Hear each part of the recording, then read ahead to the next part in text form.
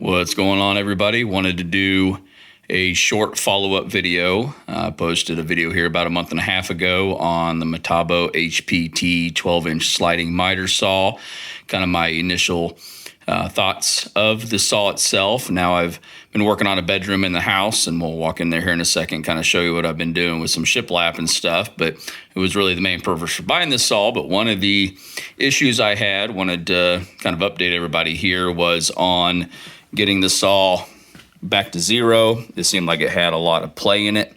What I found out after looking around, under here, there are two Allen heads, and those were both loose. So once I secured those and tightened them up real good, now when you get back to zero with it not locked, there's no play anymore. So we can lock it in, move it, come back to zero, and it locks right in there. So that seemed to solve that problem.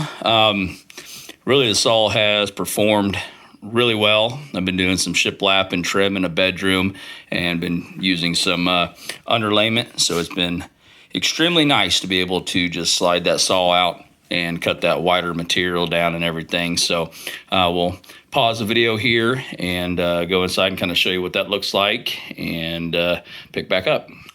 So here's kind of what I've been working on. Pretty echoey in here without any carpet and stuff, but doing a shiplap wall and then also kind of shiplapping around and then on a closet.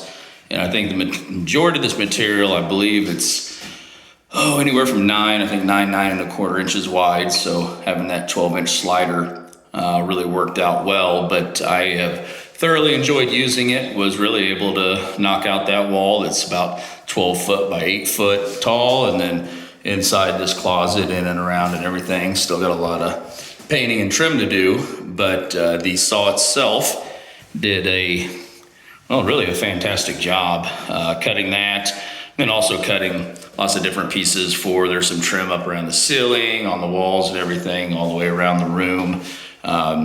Really enjoyed it. And like I said, my only experience with the chop saw was my Craftsman 10-inch that I bought 25 years ago when I bought the house. So upgrading to this saw has been kind of a night and day difference of just the performance and the power of the saw, and really have enjoyed it. So we'll pause here, get back out to the garage and wrap up.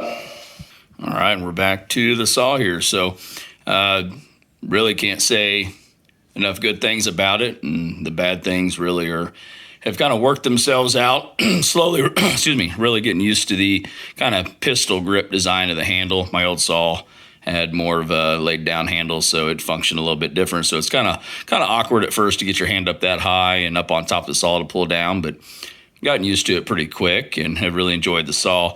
The one thing I am going to do, I gave up on the idea of putting a block and stuff in here. I think what I'm going to do is just get a piece of material and just screw on a sacrificial fence and close that gap up. And I've been wanting to do a zero clearance here as well. That's a pretty decent gap there, and I got junk falling down there every time I cut little ends off and stuff. So going to work on a zero clearance insert there and sacrificial fence for the fence to clean up that gap. But really, so far, have enjoyed the saw. Again, it's a Metabo HPT 12-inch compound slider. So if you have any questions, hit me up in the comments. If not, hope you enjoy the video. Thanks a lot.